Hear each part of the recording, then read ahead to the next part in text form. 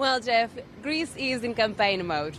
The Prime Minister Alexis Tsipras ends his mandate in September, and so if not before, we will have a general election in October. And in this context, I interviewed Kyriakos Mitsotakis. He is the leader of the Conservative Party, New Democracy, and he's currently placing first in opinion polls. And so he told me that if he indeed becomes the next Prime Minister, he will reduce corporate tax. He will also seek an aggressive growth rate of about 4%. That's twice as much as what Greece is currently growing. And then he also said that he will seek to renegotiate the primary budget surplus targets that Greece agreed with its creditors. Let's listen in to some of these proposals. I think it's sending the wrong message in the sense that we have gone overboard with austerity. The reason why we have overshot the targets was because the government overtaxed the middle class.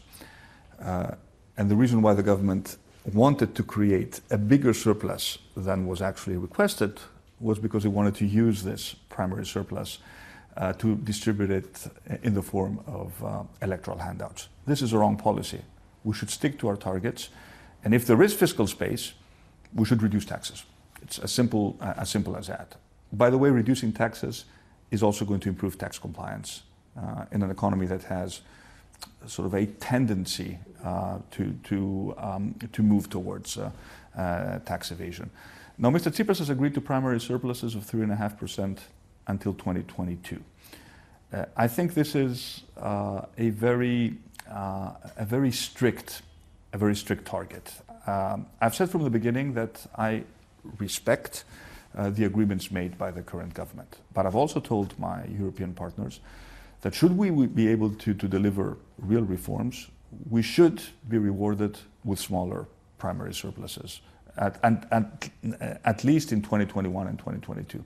2020 is, the budget is too close to probably be able to make change for the 2020 budget. Well, what I ask is very specific. Give me 12 months to convince our creditors, the international capital markets, that we actually mean business, that Greece can actually change, that we take full ownership of the reform agenda, that we don't just do reforms because they are in a program and somebody's telling us to do them, because we actually believe in the reforms that we have proposed.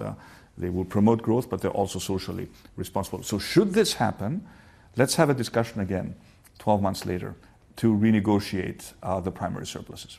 That's what I was going to ask you. So after a first year in office, you will want to renegotiate this 3.5% target. I will, in good faith, I will talk to my European creditors. How do you intend to approach those discussions? In good faith and always in a very cooperative spirit. This is not about confrontation.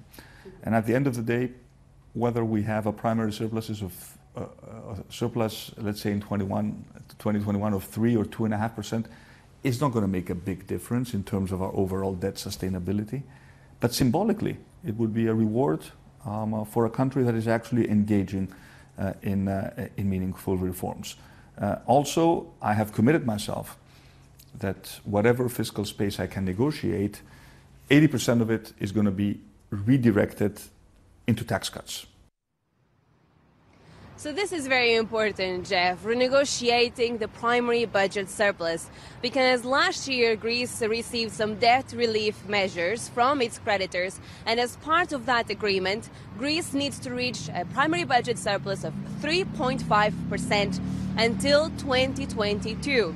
So it's hard to see at this stage how the European creditors and the IMF would actually react to Greece asking for a renegotiation of those fiscal targets. Hi, I'm Joanna Bersecci, and thank you for watching. You can check out more of our videos by clicking on the boxes on the screen. And don't forget to subscribe to our channel for more from CNBC International. Thank you for watching.